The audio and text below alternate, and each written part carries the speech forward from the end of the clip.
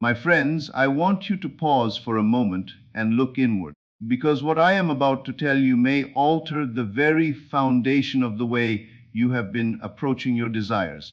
What if the thing you want most, the relationship, the money, the healing, the opportunity, the life you have been afraid to speak of aloud, what if that desire is not a burden but a signal? What if it is not a test of your worthiness but evidence of your calling? What if the very presence of that desire within you is the universe saying, in the clearest possible language, "This is yours. Come and claim it." Tonight, I want to free you from a lie that has kept so many people in struggle, in strain, in endless self-doubt. I want to show you that you are not pleading with life for scraps. You are not trying to persuade some distant power to notice you. You are not standing outside the doors of abundance hoping one day that they might open. No, the truth is far greater than that. The desire was placed in you for a reason.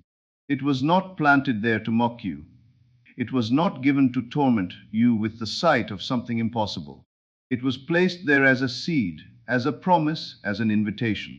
The universe does not hand you a holy hunger and then condemn you for having it. It does not whisper a vision into your soul and then turn its back on you. The desire itself is evidence that something in you has already been called forward. And here is the lie that has kept generations bound in lack: that you must earn your good, that you must prove your worth, that you must suffer enough, struggle enough, sacrifice enough, perfect yourself enough, and only then, perhaps if fate is kind, you may receive what you long for. That is not truth. That is bondage dressed as wisdom. The universe is not withholding from you until you become acceptable. It is not delaying your blessing until you have satisfied some hidden moral requirement. It is not studying you with folded arms, waiting to see whether you have suffered enough to deserve joy.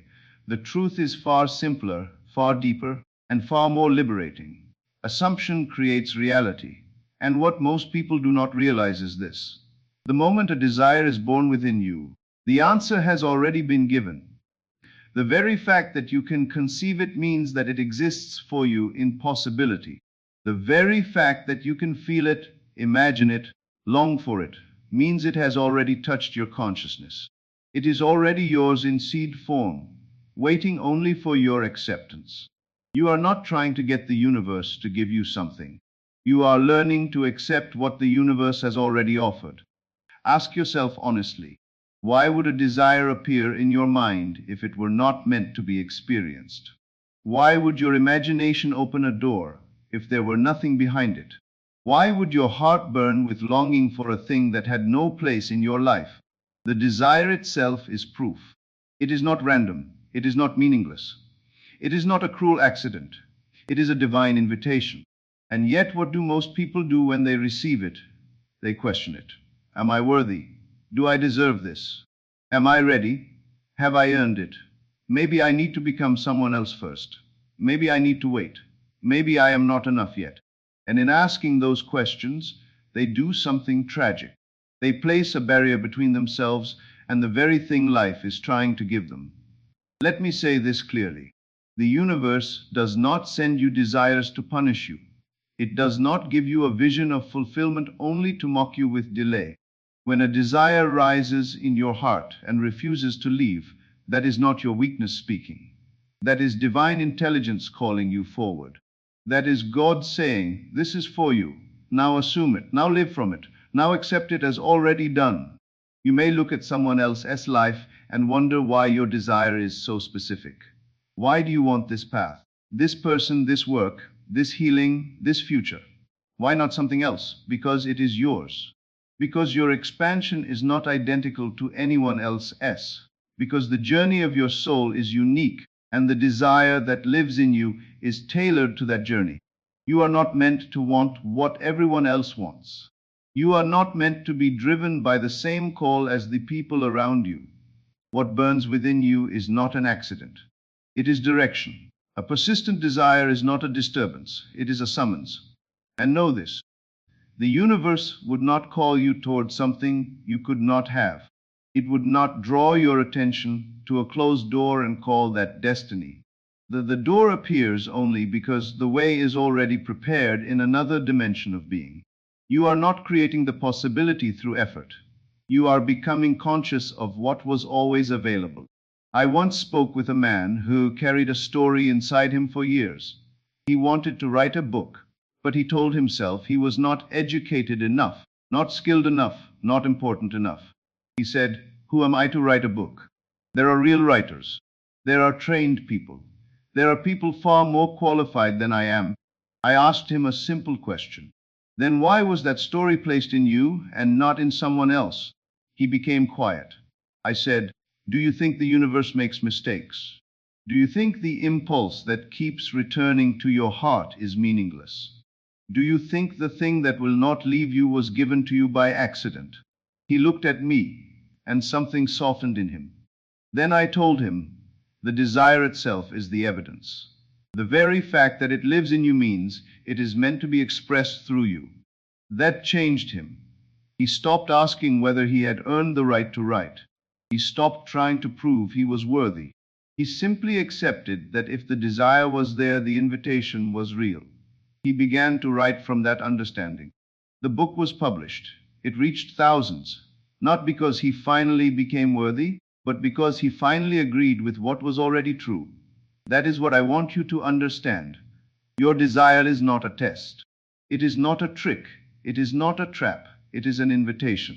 Now let me address another lie that has kept people waiting far too long. The idea that the universe is withholding your good until you are ready. People say, maybe I am not ready yet. Maybe I need more time. Maybe I need another lesson. Maybe I must heal more before I can receive. Maybe I must become a better version of myself first. And I ask, who taught you this? Who told you that the universe is in the business of delay for delay's sake? The universe is not withholding. You are. The universe has no concept of not ready in the way you think of it. It does not look upon you and say, no, not yet. They must wait a few more years. It responds only to the state you occupy. It mirrors what you assume to be true. If you assume you are not ready, life reflects that back. If you assume you must wait, life reflects that back. If you assume you are undeserving, life reflects that back. If you assume the blessing is yours now, life must eventually reflect that too. The universe is a mirror. It does not judge. It does not argue. It reflects. So when you say, I am not ready for love, the mirror agrees. When you say, I am not ready for wealth, the mirror agrees. When you say, I must suffer more before I heal, the mirror agrees. But the mirror is not inventing those beliefs. You are. Then life simply confirms them. The truth is, you are ready the moment you desire it. Think of a child learning to walk. Does the child sit down and question whether it has earned the right to stand? Does it wonder whether it is spiritually prepared to take a first step? No. It desires to walk, and so it attempts to walk. It falls, it tries again, it falls again, it rises again. The child does not say, maybe walking is not for me. The child does not say, maybe I must crawl forever. The child assumes movement, because movement is natural. And so it is with your desire. The very presence of it means you are ready to enter the state that fulfills it. You do not need to earn the right to want. You do not need to justify the longing. You do not need to make yourself small before asking life to enlarge you.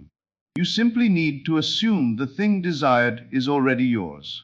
I want to tell you about a woman who understood this, because once she understood it, her entire world changed. She came to one of my lectures many years ago.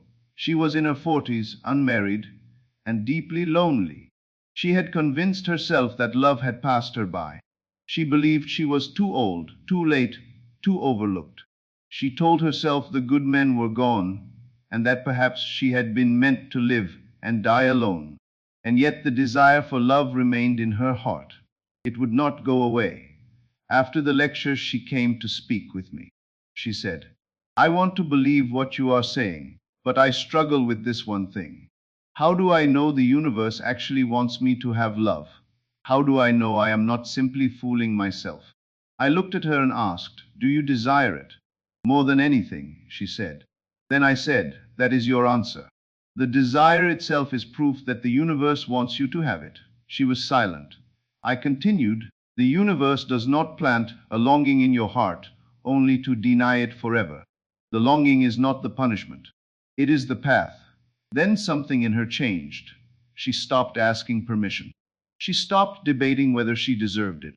She stopped measuring her life by what had not happened. She began to assume, if I desire love, then love desires expression through me. If the universe placed this longing in my heart, then the fulfillment of it must also be prepared. Each night she practiced the feeling of being loved, not someday, now. She occupied the state of one who is cherished. She no longer prayed from absence. She prayed from acceptance. Within 3 months, after years of loneliness, she met someone, not through frantic searching, not through desperation. He came into her life through a chain of events she could never have orchestrated by force. When she told me, she said, the moment I stopped asking whether I was allowed to have love and started accepting that it was mine, everything changed. I stopped being desperate. I stopped being afraid. I simply knew it was already mine. And that is the shift. Stop asking permission. Stop questioning your worth. Stop trying to earn what has already been placed within your reach. The universe wants you to have it. Now let me show you how this truth becomes practical. First, recognize the desire as evidence. When something continues to return to your heart, when it refuses to leave you alone, that is not foolishness. That is insistence. The universe does not call once and disappear. It keeps returning the thought to you until you are ready to accept it. Second, release the need to know how. It is not your task to map the road. Your task is to accept the destination. The path will reveal itself in ways you could never force or predict. Third, stop testing your worthiness. Each time you ask, do I deserve this? You re-enter separation. You step back from what is already yours in consciousness. Replace the question with a statement. The universe wants me to have this. Therefore, I accept it. You do not need to feel worthy before receiving a gift. A gift is given to be received. When someone offers you a gift, they do not want a lecture about your imperfections. They want your acceptance. They want your joy. The universe is no different. Fourth, occupy the state of already having it. This is the great secret. Live in the end. Feel it now. See it now. Rest in the inner certainty that the wish has already been fulfilled in the unseen. You are not trying to persuade life. You are agreeing with what has already been established in consciousness. Close your eyes and imagine the scene that would be true if your desire were already realized. Not as fantasy, as fulfillment. Do not imagine from hope, imagine from knowing, because the universe has already said yes. Fifth, move as one who has received. Do not walk through life in the posture of begging. Walk as one who knows what is theirs is on its way. Walk as one who has already been answered. Walk with calm, unforced certainty, not arrogance, not grasping, not desperation, but quiet confidence, quiet gratitude, quiet reception. Now perhaps you are thinking, but what about all the times I tried and failed? What about the doors that closed? What about the delays? What about the evidence that seems to say this is not for me? Hear me carefully. A closed door is not always a refusal. Sometimes it is redirection. Sometimes it is the universe saying, not this path, not this timing, not from this state. Because the universe can only deliver in harmony with consciousness. If you are trying to receive from desperation, the gift cannot settle properly. If you are trying to receive from unworthiness, you will reject it even if it arrives. If you are trying to receive while still seeing yourself as without, you will continue to create without. So sometimes the delay is not denial, it is preparation of consciousness. Not because you are not enough, but because you are still identifying with the wrong state. The desire remains. The invitation remains. The promise remains. You simply must align yourself with it. And the moment you do, everything begins to move. I have seen this happen countless times. Doors that were shut begin to open. Opportunities that were invisible become obvious. The thing that once seemed impossible becomes inevitable. Not because the universe changed its mind, but because you changed your assumption. I knew a man who struggled financially for years. He worked relentlessly, held multiple jobs, and still lived under pressure. He came to me tired, worn down, and discouraged. He said, "I have tried so hard. I have worked so much. Why am I still struggling? What am I doing wrong?" I answered him plainly, "You are trying to earn what the universe has already made available. But you are approaching money from the state of lack, and so lack keeps being reflected back." He said, "But I have to work. I cannot just sit here and expect money to appear." I said, "I am not asking you to stop working. I am asking you to stop working from lack. Begin working from abundance. Assume the universe wants you to be prosperous. Accept it in consciousness. Then move from that state." He took the advice seriously. Each morning before work, he sat quietly and affirmed to himself, "The universe wants me to be abundant.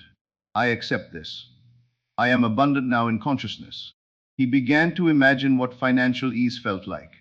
Not one day, now, not someday, already. Then he went to work from that inner condition. And something remarkable happened. Within 2 weeks, his boss gave him a raise without him asking. Within a month, a side opportunity appeared that doubled his income. Within 3 months, a new position opened that tripled what he had been making before. Same man, same city, same abilities, different state of consciousness, and therefore a different life. When he came back to me, he said, "It was as though the universe had been waiting for me to stop struggling and start receiving." Exactly. He had stopped resisting the gift. He had stopped arguing with his own desire. He had stopped asking whether he was allowed. He simply accepted. Let this truth sink deeply into you now. Your desire is not evidence that something is wrong with your life. It is evidence that something is right. It is evidence that you are expanding. It is evidence that the unseen is urging you forward into a greater expression of yourself. And above all, your desire is evidence that the universe wants you to have what you desire. If it did not want you to have it, the desire would not live in you at all. So stop condemning your wanting. Stop shaming your longing. Stop questioning your heart. Say instead, "I desire this, therefore it is mine in consciousness. The universe wants me to have it. I accept it now." And then live from that assumption. Feel from that assumption. Walk from that assumption. Speak from that assumption, not with arrogance, but with quiet certainty, not with entitlement, but with gratitude, not with grasping, but with receiving. You are not trying to take something from a reluctant universe. You are accepting what an abundant universe has already prepared for you. There is a vast difference between those two states, and that difference determines whether you live in struggle or in flow. My friends, tonight you have a choice. You may continue to approach your desire as though you must earn it. You may continue to believe the universe is withholding until you prove yourself. You may continue to beg, strive, and sacrifice, hoping to become worthy of what was already yours. Or you may recognize the truth. The universe wants you to have your desire. It placed it in your heart as an invitation. It has already said yes. Now all that remains is your acceptance. Stop asking permission. Stop questioning your readiness. Stop waiting for some external sign. The sign is the desire itself. The readiness is the desire itself. The invitation is the desire itself. You desire it, therefore it is yours in consciousness. And what is yours in consciousness must, in time, take form in your world. So tonight, before you sleep, choose one desire. One thing you have wanted, but secretly questioned whether it could truly be yours. And say to yourself, "The universe wants me to have this. I accept it. It is mine." Feel the relief of that surrender. Feel the peace of that knowing. Feel the certainty of that acceptance. Then rest in trust. Trust that the universe keeps its promises. Trust that what is true in consciousness must become true in experience. Trust that life is moving, even now, to reflect what you have accepted within. The universe wants you to have it. Now stop resisting. Start receiving. And let your world rearrange itself around the truth that was always waiting.